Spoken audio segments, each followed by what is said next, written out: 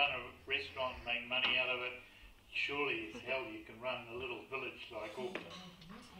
He has 2 boys, and as you can see up there, he's intrigued and planned and promises to create lower rates, getting transport moving and sorting out Auckland's growth plans. So, ladies and gentlemen, Mark Thomas. Thank you very much for that. Well, I'll talk about that rates promise a little bit more as I go. Look, President John, members, thank you so much for giving me the opportunity to speak to you. I apologise for the traffic, but I'm not yet responsible for the traffic in Auckland. I'm hoping that you'll give me the ability to do that. We use the Half Moon Bay car ferry, my wife and sons and I, quite regularly, so I'm very familiar with Tamarina Highway. And I allowed a bit more time, wouldn't you know, but not quite enough. Does that sound okay? Yep. Does it hear me? You good? Right, now if I push it, it advances. Where am I pointing? It's switched on. Yep, you could say turn it on, didn't you? Right. Look, it's good to be here, and of course I was here not too long ago, just up on the hill for Anzac Day. I came to your service and saw a few of you there. I guess one of the benefits of standing for office is you get to go around Auckland, or if you're, I suppose, someone who's interested in understanding Auckland, you do. I'm lucky I've been on the council for 5.5 years. And, you know, we can do whatever we like. I'm on one of the local boards, and we can just stay on the local board if we want to. But I've always sort of been interested in how the super city experiment's going to work, so I've made a point of getting out and about. And things like Anzac Day make that easier, because you get to come and see sort of the flash festivals that you guys have here, and compare that to the one I have in St Heliers. We have ours on the beach in St Heliers. You have a much better view with yours. So. I want to spend some time just talking about what my plans are, and of course talking about who I am, because I'll be unknown to most of you. I've got 3 big things I want to do if you elect me mayor. I want to make Auckland Council more affordable. I want to get better transport sooner, and everyone says that, so you might be interested in how I'm going to do that. And I want to sort our growth out, and that's particularly about getting more cheaper housing in Auckland. So what's my slogan? What's my pitch? I've got a marketing consulting business, so I'm always interested in the way people kind of position themselves. This statement behind me you may have heard of before. This was, of course, the statement of the man who, I think he was here a few weeks ago, who we elected twice to be mayor, first in 2010. And so Len campaigned on making Auckland the world's most livable city. There's another candidate who has come out with a better Auckland. He's perhaps best known as a Labour Party MP. We don't yet know what a better Auckland is, but he's quite sort of excited about making Auckland better. Other candidates are talking about a world-class Auckland or a best city in the world. So we've got all these kind of big statements that people are talking about.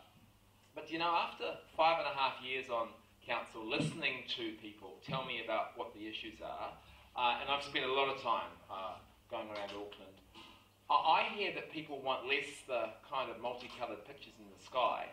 What people tell me that they want actually is an Auckland that works, an Auckland that has rates that are fair, an Auckland certainly that has transport working better, and that has some housing that actually works for people who want to get into that market. So I'm less the 30-year guy, I'm more the guy for the next 5 years. Phil Goff's got a great statement. He says, I'm not going to be around, if you elect me mayor, I'm not going to be around for some of the things that I'll put in motion as mayor.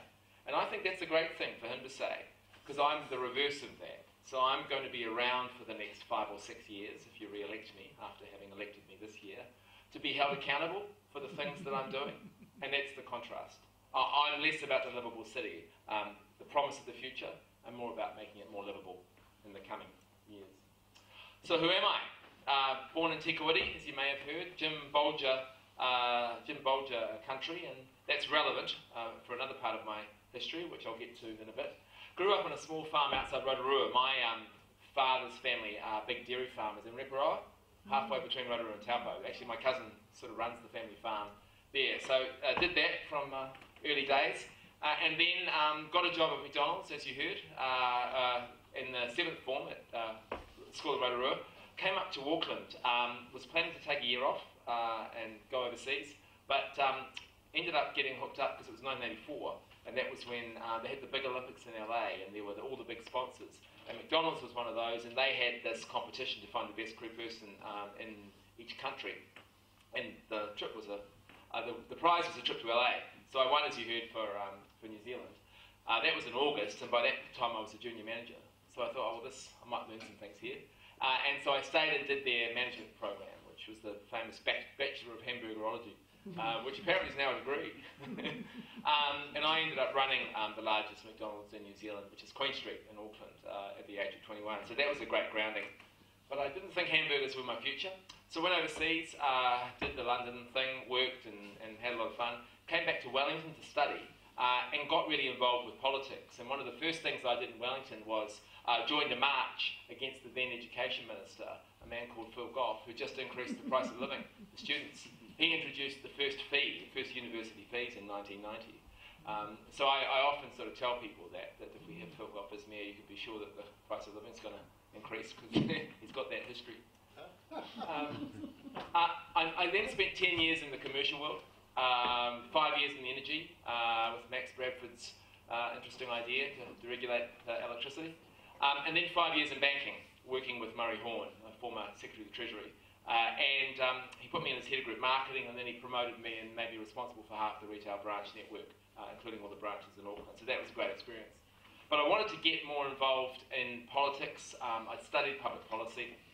So I started my consulting business 10 years ago, and we do business strategy and we do marketing, but we also do customer services. And so part of the customer services that we did was via the restaurant that I owned, that you heard about in town, which was Prime Bistro in the PricewaterhouseCoopers building here in the city. So that was kind of the hard stuff I did, the business stuff. But the most important thing I've done over that time is find my wife, Wendy, and have our two boys, Aaron, who's 13, and Ruben, who's 10. Aaron's just started at Auckland Grammar just this year, so that's a big change, 2,500 boys, and but up from the 500 he was at primary school. But they're an important part of my life. And my grandfather, Jock Thomas, was chairman of the Repro County Council, and I grew up going to all these community events because he was, one of those sort of guys who did that sort of thing, and so was my dad. So our family have always done that. We sort of get out and about and do the stream cleanups and kind of help the town centre tidy up, because that was part of what I did as a kid, and so that's what my family did. So when we decided that I'd stand for mayor, it was a family commitment, because I think that's the sort of commitment that's needed, actually, if you want to do this job properly. So some of my background, so my commercial experience is varied. Some of the candidates that you'll have before you as mayor really have just done one thing for their period of time in business, whereas I know Auckland Council is a really challenging organisation. So the more diverse experience you have, frankly, the more you've got to draw on to cope with the really big challenges. So I haven't worked for every company, of course, but there's quite a few on that list, as you'll see. So I bring the commercial experience. That's the first thing. The second thing is an understanding of council. Now, this is the simplest map I could find to explain Auckland Council, and you may be pleased to know that I'm not going to go through it. It's complicated, is the short answer. You may have worked that out for yourself after 5.5 years. It's a very unusual structure with the different bits, the governing body, the local boards, the CCOs. It's complicated to operate, and it's complicated to understand. That's just, of course, the organisational structure.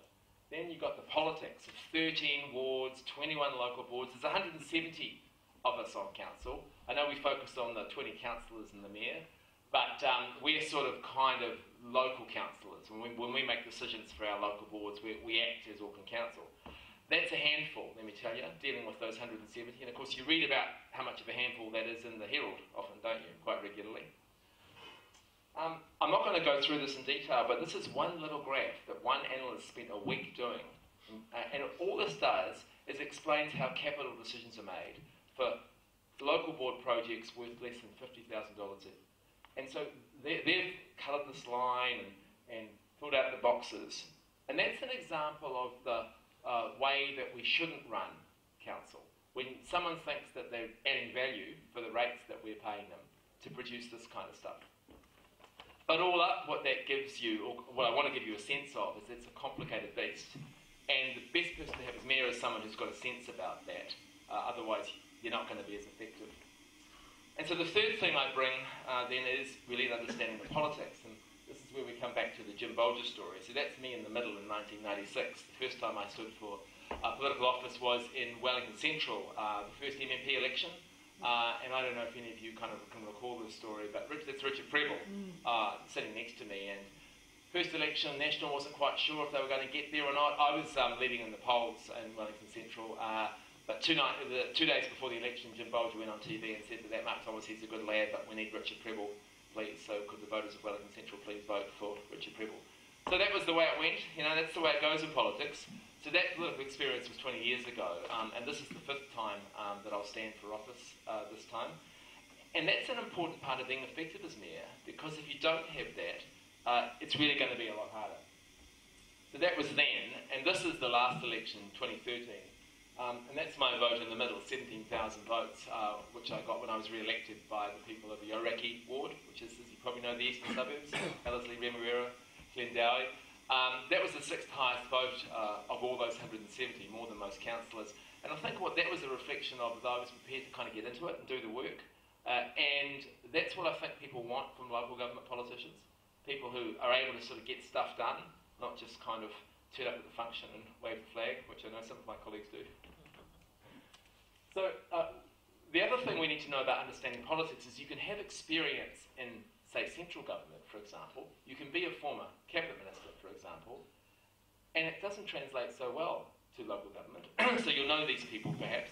Chris Fletcher, who of course was mayor of Auckland City in the early 1990s, and then John Banks, who replaced her. So they were both former cabinet ministers in the national government of the 90s. A lot of experience in central government, came to local government, and both of their first terms ended in tears for them, because that central political experience they couldn't translate to local. And of course there's another person that you may not know so well, but those of us who are in Auckland City remember. Great with the cereals, Dick Hubbard, and really good cereals. I like the cereals, my boys like the cereals.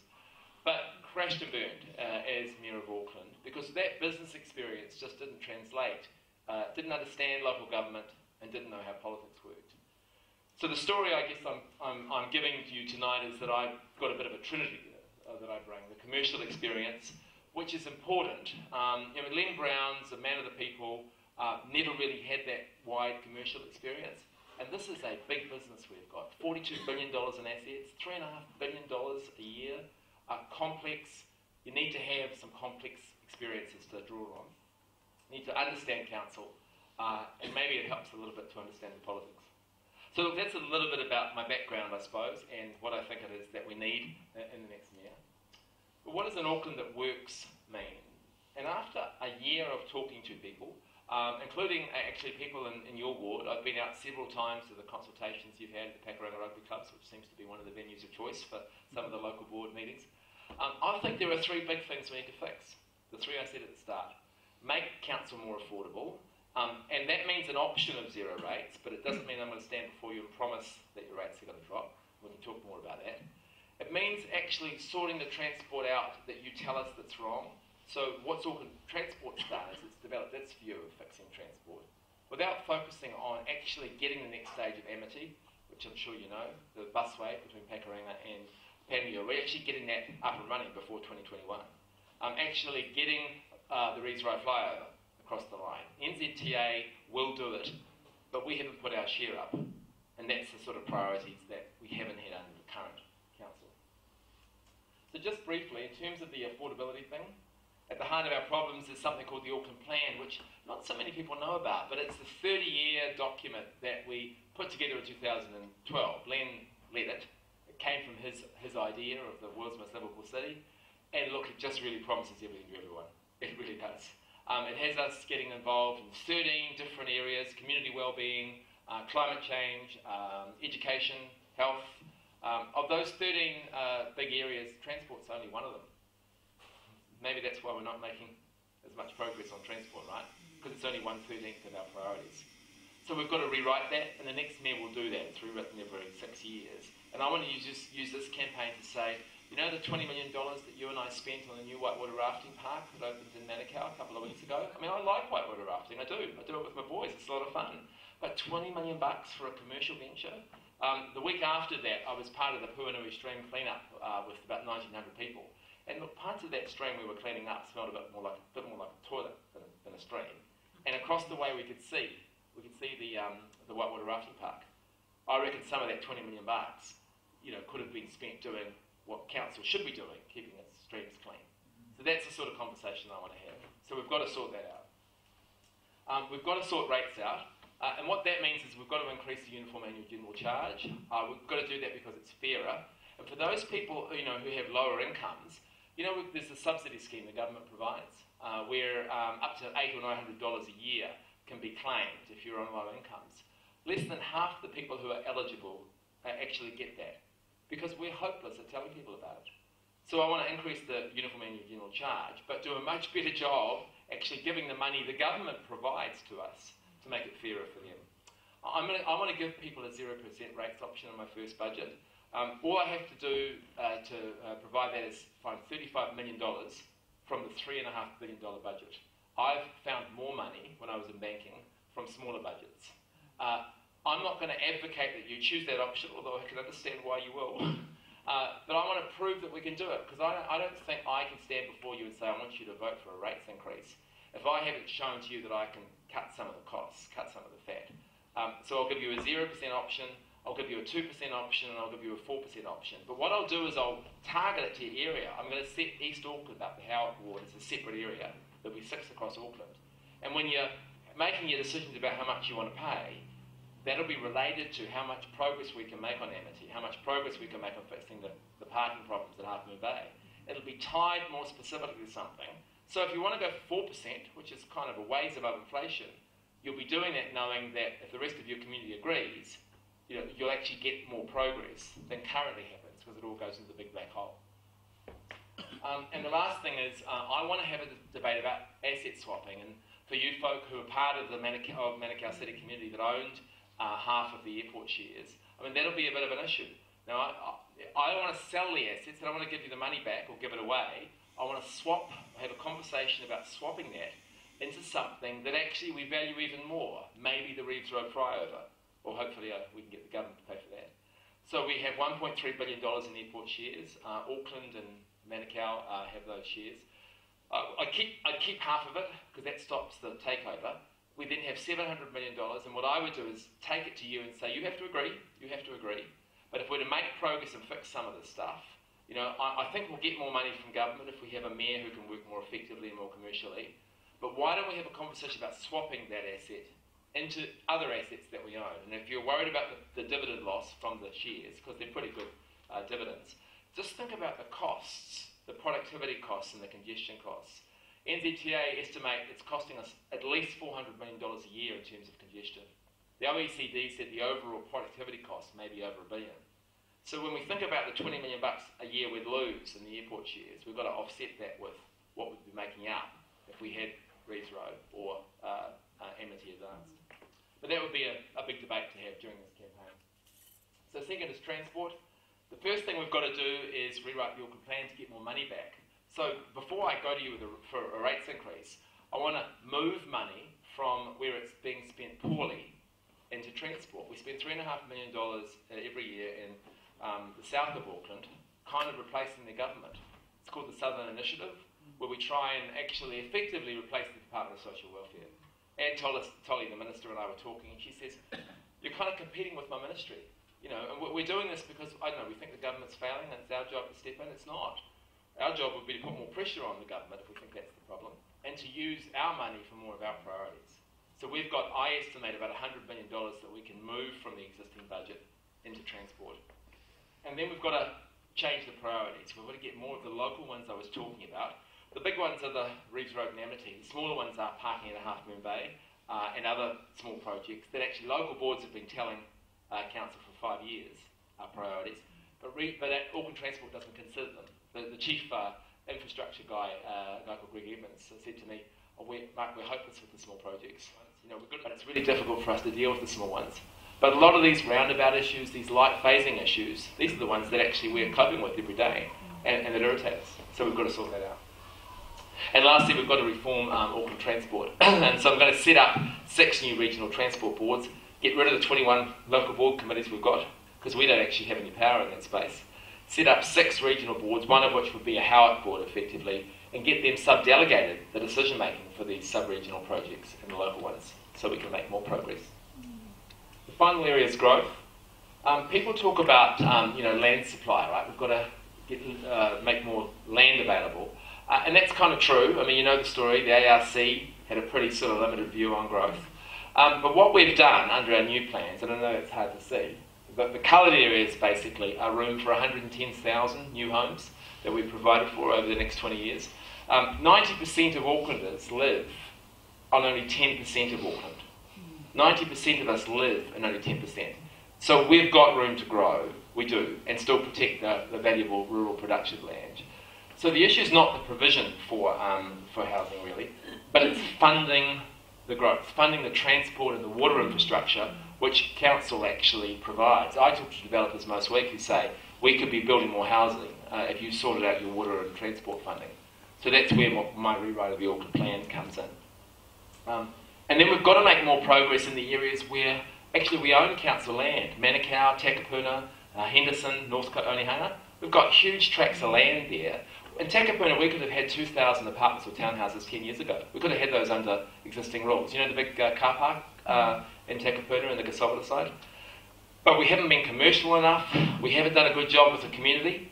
And so what we've got to do is actually go harder with this new development company that we've set up, Development Auckland, because we've stuffed up the residential parts of the unitary plan, as you may know.